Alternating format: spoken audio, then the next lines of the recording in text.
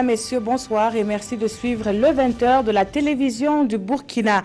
À la une de l'actualité ce soir, plus qu'un mois avant l'effectivité de la TNT au Burkina.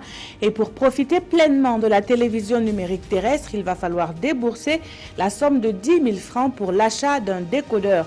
Ce jeudi, le comité de pilotage a fait le point des installations techniques au Premier ministre. Les échos dans quelques instants.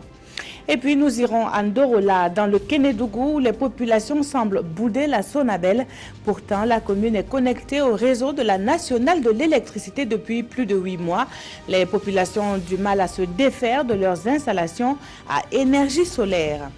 Et puis de violentes émeutes ont gagné le Kenya au lendemain de l'élection présidentielle. On dénombre plusieurs morts dans la capitale Nairobi, où les partisans de l'opposant Odinga ont affronté des forces de l'ordre. La commission électorale dément avoir été piratée et les appels à la retenue se font entendre. Bienvenue à tous. Vers la télévision numérique terrestre. Le Burkina se prépare. Les installations techniques sont en cours et devraient permettre un début de diffusion dès septembre. Le comité de pilotage a fait le point ce jeudi au Premier ministre. Précision avec Daouda Ouattara et Jacques Lamissa Tarpaga. Annoncée depuis quelques années, la télévision numérique de terre est en passe de devenir une réalité au Burkina Faso. Les premiers essais débutent certainement en fin septembre. Le comité de pilotage en discute avec le chef du gouvernement. Il est surtout question des coûts de la redevance pour les médias. Les coûts seront différenciés en fonction de ce que l'on veut comme couverture. Nous avons donc la SBT qui a défini 5 types de couverture. Vous avez une couverture qui est une couverture nationale. Ce seront les éditeurs de services qui vont couvrir l'ensemble du territoire. Nous avons ensuite 4 autres couvertures qui seront des couvertures pour des zones, des régions. Il ne s'agit pas de différencier selon les opérateurs, mais uniquement selon les zones de couverture. Le comité s'est également penché sur les prix des décodeurs. Les personnes obligées de les utiliser devront débourser au plus 10 000 francs CFA. Dans les études que nous avons eu à faire, il y a eu différentes possibilités. Nous avons calculé, puisqu'on connaît les fournisseurs de décodeurs, on connaît les marges bénéficiaires, on se connaît également la décasse que l'État apporte à ces décodeurs-là. Nous avons des prix qui vont entre 6 000 et 11 000 francs CFA. Donc nous avons dit, quel que soit Alpha, le décodeur ne doit pas dépasser pour ce qui est de base 10 000 francs CFA. Et donc ça va être un produit qui va être homologué, il y aura des contrôles qui seront faits, parce que c'est un droit d'accès à l'information. Les installations techniques sont en cours actuellement. Sur les 35 sites à équiper, 15 sont déjà opérationnels. Les autres seront mis en œuvre au fur et à mesure du déroulement du projet. 34, c'est le nombre des lois votées au cours de l'année 2017 par les députés de la 7e législature. Toutes ont été promulguées et leur mise en vigueur incombe désormais à l'exécutif.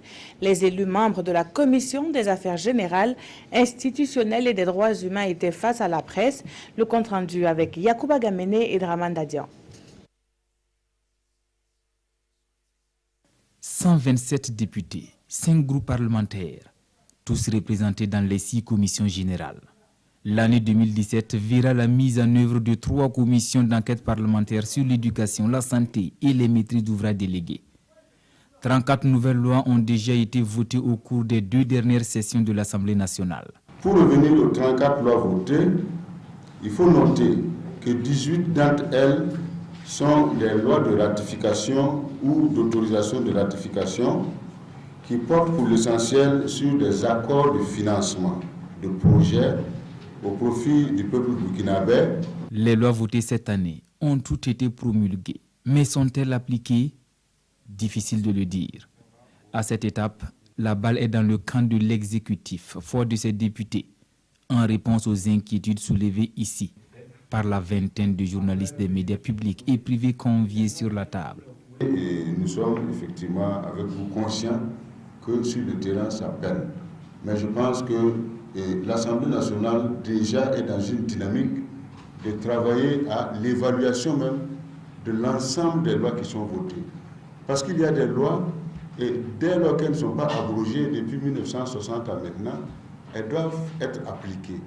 Malheureusement, non seulement elles ne sont pas connues ou bien elles sont ignorées, mais il y a comme un inachèvement du processus législatif ou du processus juridique. Pour que ces lois votées puissent améliorer le quotidien des Burkinabés, La représentation nationale chargée du contrôle de l'action gouvernementale doit veiller au grain. Et le National Democratic Institute, à travers le programme CEPS d'Internews, invite les journalistes à s'intéresser davantage à l'activité parlementaire. Nous attendons plus de questions des journalistes, des questions plus précises sur les lois elles-mêmes. Nous avons eu beaucoup d'informations sur le fonctionnement global cette fois-ci. Il serait intéressant que les journalistes s'intéressent au contenu de certaines lois qui ont des portées très importantes dans la vie quotidienne des populations. D'où ce cadre d'échange pour créer le maximum de rapprochement entre députés et journalistes, afin de disponibiliser l'information parlementaire au Burkinabé par devoir de rédivabilité. Au département de l'administration territoriale, il faut se référer aux critères de performance pour plus d'efficacité. Cette conclusion découle de l'Assemblée sectorielle des projets et programmes du dit ministère tenue ce jour à Ouagadougou. La méthodologie adoptée est la hiérarchisation de ces programmes. Paul-David Bambara, Mariam Dao et Maïmouna Traoré nous en disent plus. Le ministère de l'administration territoriale et de la décentralisation évalue ses projets et programmes. À cette assemblée sectorielle, 8 projets et programmes seront passés en revue. Pour le ministre Simeon Sawadgo, la gestion efficace et efficiente de ces projets s'impose pour l'atteinte des objectifs de développement. Au niveau de notre ministère, nous en avons environ 8 grands projets qui travaillent donc à la réforme, qui travaillent à l'appui de la décentralisation, aux investissements au niveau des collectivités en général, aux investissements au niveau des communes et à la performance donc, de ces collectivités territoriales. L'objet de cette rencontre-là, c'est puisqu'il y a une équipe d'évaluation qui est mise en place, qui a travaillé sur chaque projet et qui va connaître, donc faire des notations sur chaque projet, donc dégager les difficultés que rencontre chaque projet. Et nous allons travailler ensemble à les solutionner pour que ces projets-là puissent être performants et ces programmes puissent participer donc au développement de notre pays. Selon les critères de notation utilisés par le comité d'évaluation, 6 projets et programmes ont atteint des résultats satisfaisants. L'évaluation a consisté à voir les critères de bonne gouvernance et les critères d'efficacité. Nous avons sur les 8 projets, il y a 6 qui sont au vert, il y a un projet à l'orange. Essentiellement, c'est le PADIC, c'est le programme d'appui aux investissements communaux au niveau donc, du ministère. Et il y a le projet ERA Boucle du Monde qui accompagne les collectivités de la région de Boucle du Monde. C'est ce projet-là qui est en rouge. À l'issue donc de l'évaluation, il y a des sanctions qui sont prévues par les textes. Il est attendu des participants des amendements pour enrichir le rapport proposé par le comité d'évaluation. Un rapport qui sera soumis à l'appréciation du ministère en charge des Finances. Une autre concertation de ce jeudi s'est penchée sur le cadre sectoriel environnement, eau et assainissement du PNDS. Pour une mise en œuvre continue du programme de développement dans ces domaines, les acteurs sont d'avis qu'une analyse s'impose. Ils vont guider la suite du processus avec des recommandations attendues à l'issue de la rencontre ouverte à Ouagadougou. Amadou Ilboudo et Maxime Zongo. Pour un meilleur suivi du PNDS, des cadres sectoriels correspondant à des secteurs de planification ont été définis. Après une concertation au mois de mars dernier qui a permis d'apprécier les performances du secteur environnement eau assainissement au titre de l'année 2016, le présent cadre de dialogue donnera ainsi l'occasion aux participants de plancher sur les résultats à mi-parcours des engagements pris pour 2017. Si la mise en œuvre des actions en matière d'environnement, de l'eau, de l'assainissement et de l'urbanisme au cours du premier trimestre de 2017 a donné des motifs de satisfaction, de nouveaux défis et non des moindres restent encore à relever. Aujourd'hui, nous sommes à peu près à 40% pour certaines composantes et à moins de cela pour d'autres composantes. Et la logique aurait voulu pour être satisfait, qu'on soit au-delà de 50%. Qu'il reste à relever, c'est beaucoup. Je vous cite trois défis qui sont à relever. Aujourd'hui, si vous prenez le secteur de l'eau potable, de l'assainissement et des eaux à usage industriel, etc., il y a des difficultés pour boucler les financements à la hauteur des attentes des populations. Le présent cadre de dialogue va ainsi permettre d'apprécier de façon participative les performances déjà obtenues, mais il est surtout attendu à l'issue des travaux la formulation de recommandations pertinentes à même de combler les attentes. Et puis nous prenons la direction de Koudougou où les membres de la Commission nationale de contrôle des engrais sont en conclave. Ils vont valider le programme d'activité du dernier trimestre de l'année. La CONACE devra à la suite mieux se faire connaître du public. Les détails avec Sie, Dilarienne et Nathalie Sawadogo. Au Burkina Faso, les cultures pluviales sont assujetties aux aléas climatiques, à la pauvreté naturelle des sols et surtout à une faible utilisation des intrants agricoles, dont les engrais. Et pour remédier à la situation, les membres de la Commission nationale de contrôle des engrais, CONACE, réfléchissent au cours de cette première session pour trouver des solutions à la problématique liée à la disponibilisation et à l'accessibilité des engrais de qualité. Nous avons des besoins théoriques d'environ 1 180 000 tonnes d'engrais tout type confondus que nous devons mobiliser pour soutenir cette production. Et donc il y a véritablement la nécessité que l'État puisse, avec l'ensemble des partenaires et des acteurs, prendre des dispositions pour que les engrais qui sont donc des facteurs importants dans la productivité agricole, dans la production agricole, soient assurés de façon qualitative pour accompagner nos producteurs. 5 millions de terres emblavées chaque année et un sol érodé et pauvre, les rendements restent faibles. Et selon le président de la commission, il est du rôle de l'État de créer les conditions pour que les privés puissent s'intéresser à ce secteur. Tous les engrais commandés par l'État pour accompagner les producteurs vulnérables sont contrôlés par le Bureau national des sols pour nous garantir la qualité de ces engrais. Nous avons des importateurs agréés qui sont dans cette salle avec nous. Nous avons la CIPAM, nous avons des initiatives de création d'une usine de production d'engrais au Burkina Faso qui est très avancée et qui va certainement se formaliser à travers les PPP très bientôt. Donc voici des mesures que le gouvernement prend pour donc soutenir le secteur des engrais, mais au-delà des mesures incitatives pour que nous ayons des engrais de qualité, il y a la répression aussi qui est en train de se préparer.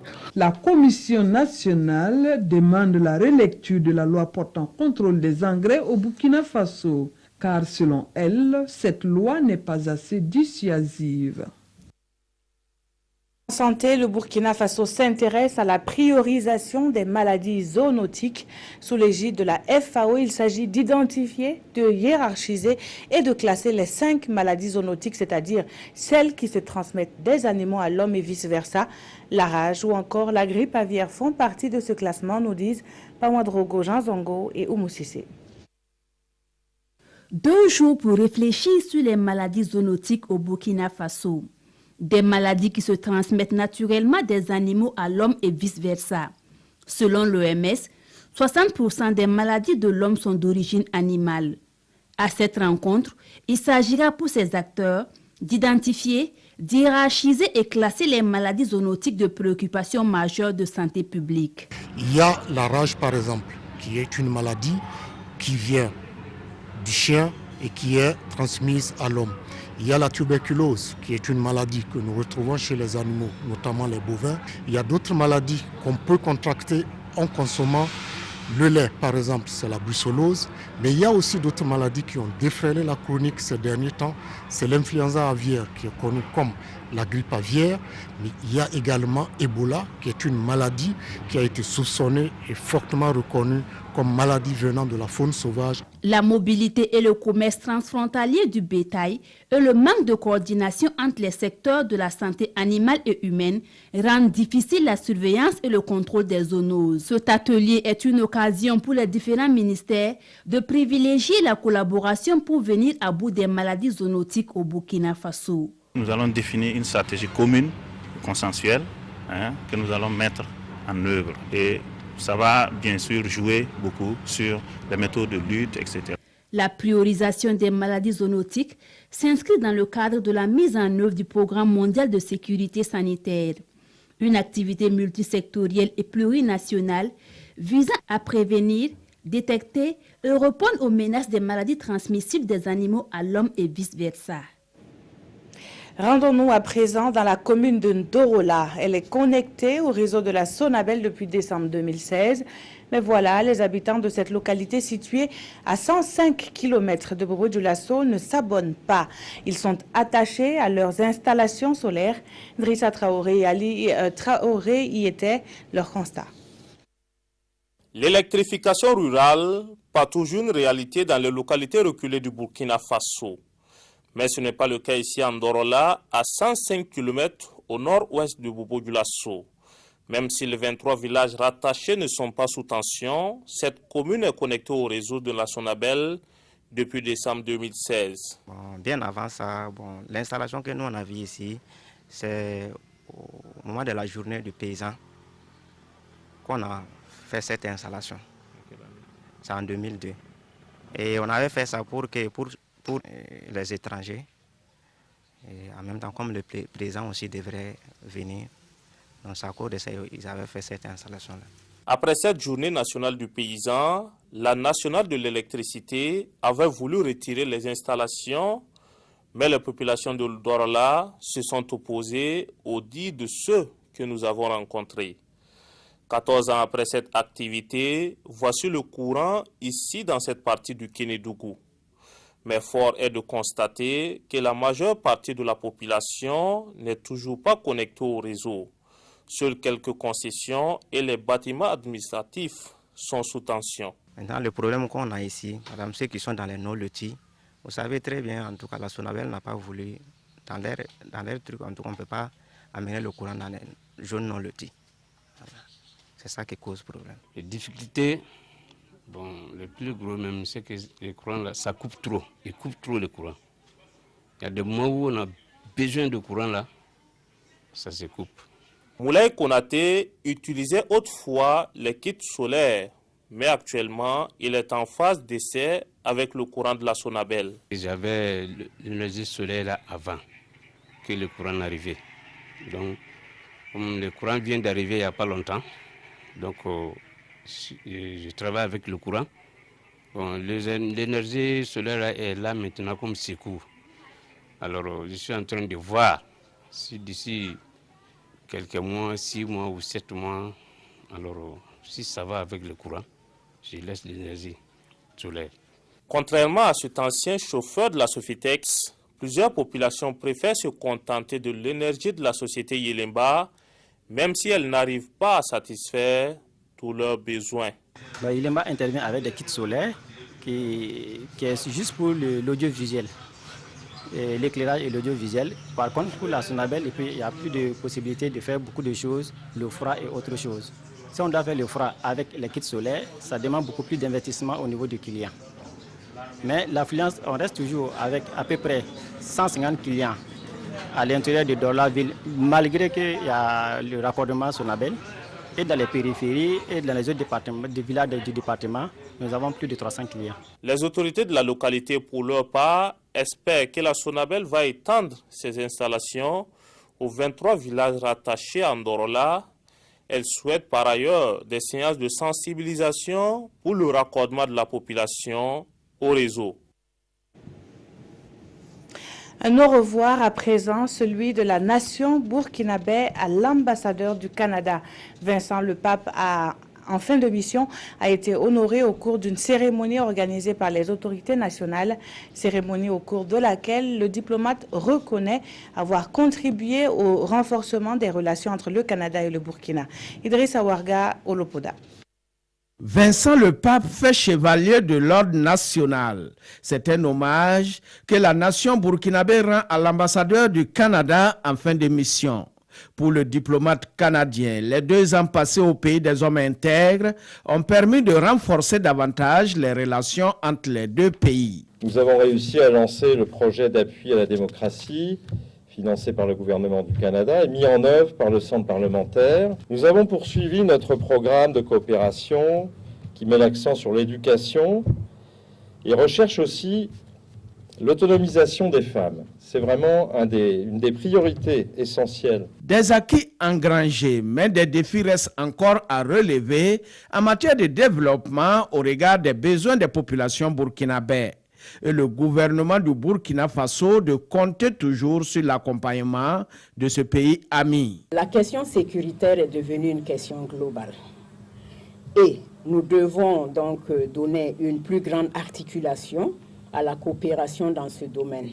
Et je ne doute pas que de retour dans votre pays, ayant constaté ce qui s'est passé en janvier 2016, dès l'avènement du gouvernement, qui a d'ailleurs entraîné la perte en vie humaine de ressortissants de votre pays, vous prendrez cela en compte et vous pourrez appuyer afin qu'on puisse doter le Burkina Faso de logistique nécessaire et même dans le domaine de la formation, et que nous puissions également avoir une coopération en termes d'échange d'informations pour bouter ce fléau hors de notre planète. C'est en 1962 que le Burkina Faso et le Canada ont entamé leurs relations diplomatiques. À ce jour, le Burkina Faso figure parmi les 25 pays prioritaires qui bénéficient de l'aide au développement du gouvernement canadien. Et puis une page triste à ce journal. Depuis hier, le monde du cinéma est en deuil. Adama Traoré, alias Sada, a tiré sa révérence ce mercredi 9 août à Ouagadougou des suites de maladies. Adama Traoré, l'auteur de L'épopée des Mossé ou encore Le secret de Goama, pour ne citer que ses œuvres, a été inhumé ce jeudi. Oscar Soulama et Kadi Sanogo. Adama Traoré, alias Sada, réalisateur de la série télé Les Secrets de Goama et du long-métrage L'épopée des Mossé, n'est plus. Le cinéaste tire sa révérence ce mercredi 9 août à Ouagadougou des suites de maladies à l'âge de 61 ans. Et pour cette cérémonie d'adieu, ils sont nombreux les parents, amis et connaissances à effectuer le déplacement du cimetière municipal de Gounguin où repose désormais l'illustre disparu. Du défunt, il garde le souvenir d'un homme travailleur et surtout humaniste. Nous avons été très proches ces derniers jours parce que il devrait produire une série de 26 épisodes de 26 minutes et je devais aller lui prêter main forte pour la production de cette série à Bobo-Dioulasso. On se voyait pratiquement tous les jours quand il est à Ouaga. Il m'appelait, on s'appelle 2-3 fois par jour. Il était très dévoué. Il a encadré beaucoup de jeunes, surtout au niveau de la télévision. Et ça, c'est une très bonne chose. En fait, c'est une perte pour les réalisateurs, c'est une perte pour la culture, c'est une perte pour le cinéma. Adama Traoré a travaillé comme réalisateur à la Direction nationale de la cinématographie et à la télévision du Burkina pendant plusieurs années. Retraité depuis 2016, il laisse derrière lui une famille et des collègues encore sous le choc. Et que l'âme de l'illustre disparu repose en paix. À l'étranger, de violentes émeutes ont éclaté au lendemain de la présidentielle kenyane. À Nairobi, la capitale, tout comme à l'intérieur du pays, des opposants ont affronté les forces de l'ordre et l'on dénombre plusieurs morts. Des observateurs sur place appellent au calme. Effroyable violence au Kenya au lendemain de l'élection présidentielle remportée d'après les premiers résultats par le président sortant Uhuru Kenyatta. Dans plusieurs bidonvilles de Nairobi, la capitale, des partisans du candidat de l'opposition Raila Odinga ont affronté la police toute la journée. On dénombre plusieurs morts.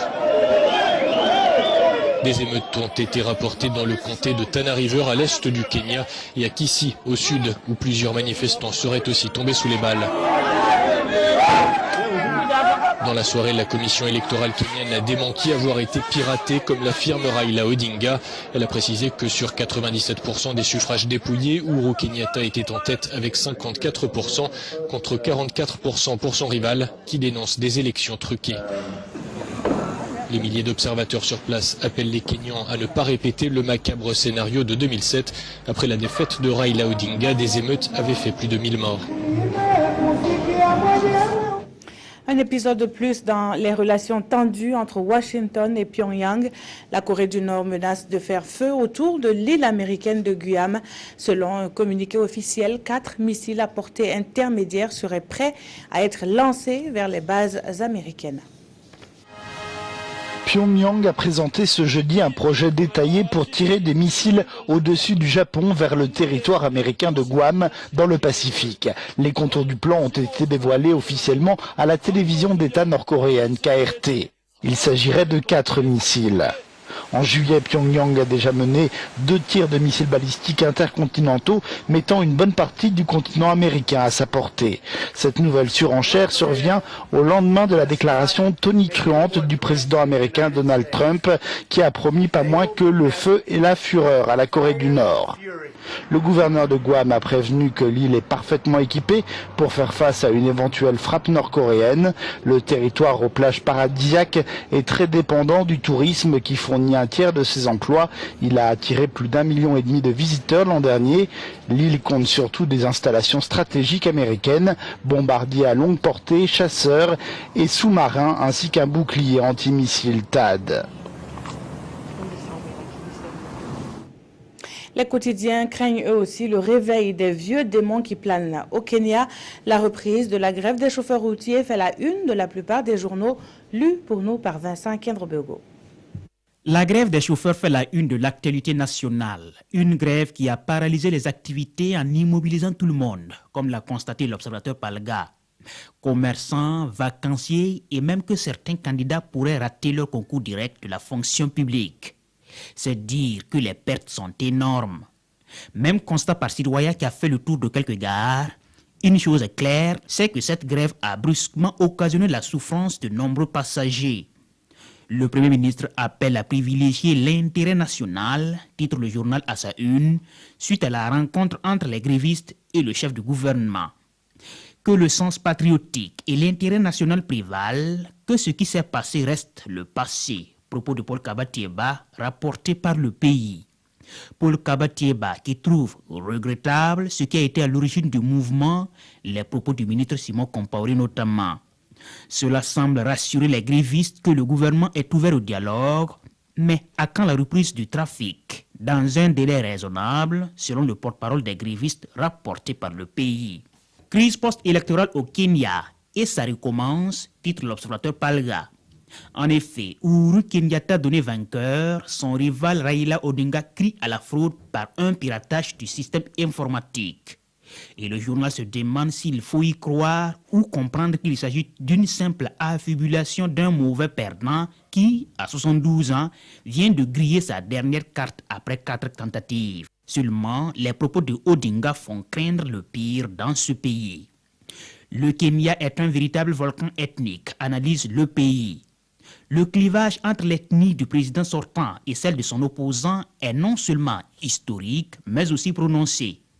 Et on a l'impression qu'à chaque élection, le levier ethnique est activé par les politiques, explique le journal. Mais pourquoi les populations doivent-elles payer pour leurs égarements et les calculs des hommes politiques, s'interroge aujourd'hui au Faso. Bref, si tout dépend des politiciens, alors que Kenyatta ou Odinga disent un mot et le pays sera épargné. Merci d'avoir suivi ce journal qui s'achève. L'information à 20h demain, ce sera avec Nathalie Kaoré. Très bonne suite de programmes sur la télévision du Burkina.